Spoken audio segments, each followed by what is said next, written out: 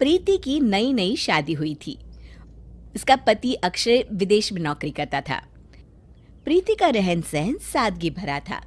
इस वजह से उसकी सास हमेशा उसे दूसरी बहुओं के मुकाबले कम आंकती थी और उसे बिल्कुल पसंद नहीं करती थी। ये ले।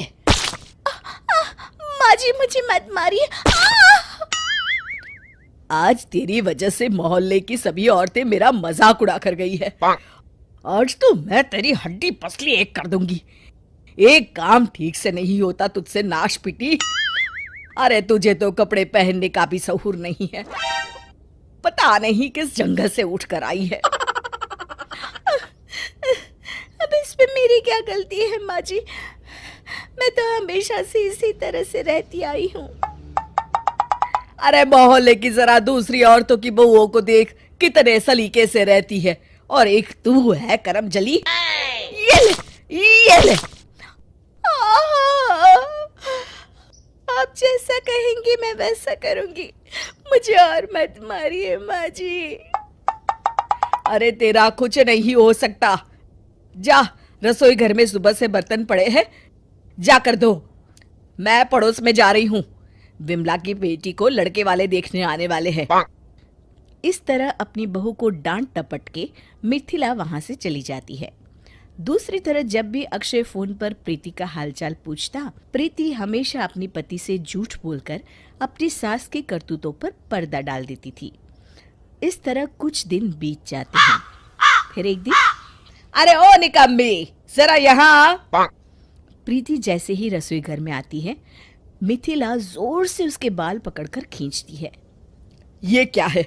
रसोई में खाने के लिए कुछ भी नहीं है? अरे मुझे बड़ी भूख लगी है, अब क्या खाऊं?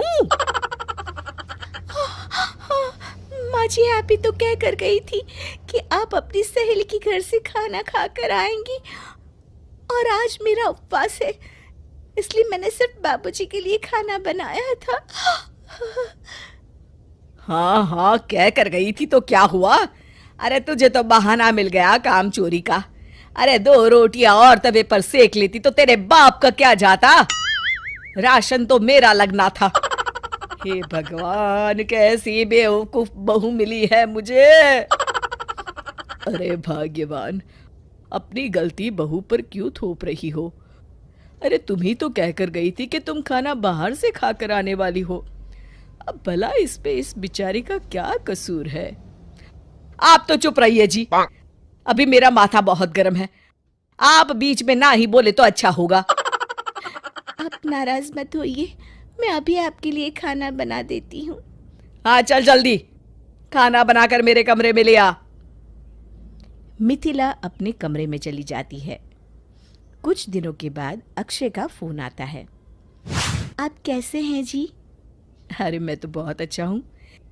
एक बहुत बड़ी खुशखबरी है, मुझे यहाँ ग्रीन कार्ड मिल गया है। मैं चाहता हूँ कि तुम अब मेरे साथ यहाँ आकर रहो। मैंने माँ से बात कर ली है, बस अब तुम फटाफट यहाँ आने की तैयारी शुरू कर दो।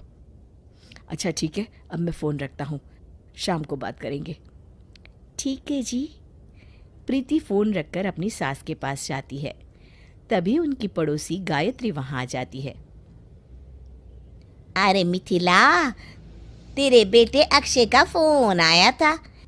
तेरी बहू को विदेश बुलाना चाहता है, उसे वहाँ ग्रीन कार्ड मिल गया है, इसलिए मैं तेरी बहू के कागजात लेने आई हूँ।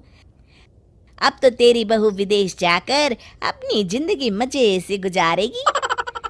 मिथिला बुझे मन से कहती है, हाँ ये तो है, अपनी अपनी किस्मत है। गायत्री प्रीति के कागजात लेकर वहां से चली जाती है। अगले दिन से प्रीति देखती है कि उसकी सास कुछ खोई खोई सी रहती है, और अब वो पहले की तरह ना तो प्रीति को मारती पीटती है और ना ही उसे कुछ भला बुरा कहती है। बस सारा दिन किसी सोच में डूबी रहती हैं। उसी शाम अक्षय का फोन आता है। प्रीति, तुमने आने की सारी तैयारी कर ली है ना? सुनिए जी, मैं अपने सास ससुर को छोड़कर कहीं नहीं जाने वाली। इस बुढ़ापे में अगर मैं ही उन्हें छोड़कर चली गई तो उनकी सेवा कौन करेगा? आखिर मैं उनकी इकलौती बहू हूँ। और फिर ऐसे भी वो कमाई किस काम की जो हमें अपनों से ही दूर कर दे?